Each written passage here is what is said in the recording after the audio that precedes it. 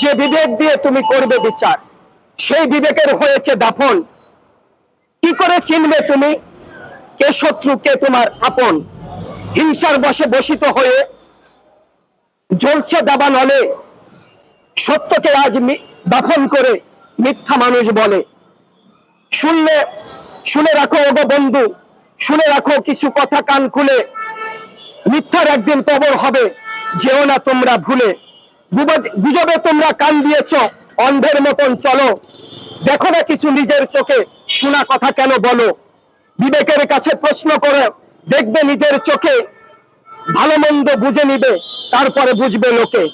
পক্ষপাতিত্ব হলে বিচার করতে হবে একদিন তিনি, পক্ষপাতিত্ব হলে বিচার করবে তিনি, সকল সৃষ্টির স্রষ্টা, সৃষ্টি করেছেন যিনি। প্রিয় বন্ধুরা, আসসালামু আলাইকুম ওয়া রাহমাতুল্লাহ। আজ মুসলমানের অর্থাৎ মানুষ আমরা সৃষ্টির শ্রেষ্ঠ, কিন্তু অত্যন্ত দুঃখ ভরা ক্লান্ত হৃদয় নিয়ে বলতে হয় এই মানুষের আজ বিবেকের দাফন হয়েছে। এই মানুষ সে তার বিবেকহীন হয়ে আজ অসত্যর পিছনে দৌড়াচ্ছে। এই দেশটা যেন গুজবের কারখানা হয়ে গেছে। আমরা দেখি না নিজের চোখে, যা বলে মানুষের মুখে সেই কথা বলে ছুটছি আমরা তার পিছনে। আসলে কিন্তু বাস্তবতা তা নয়।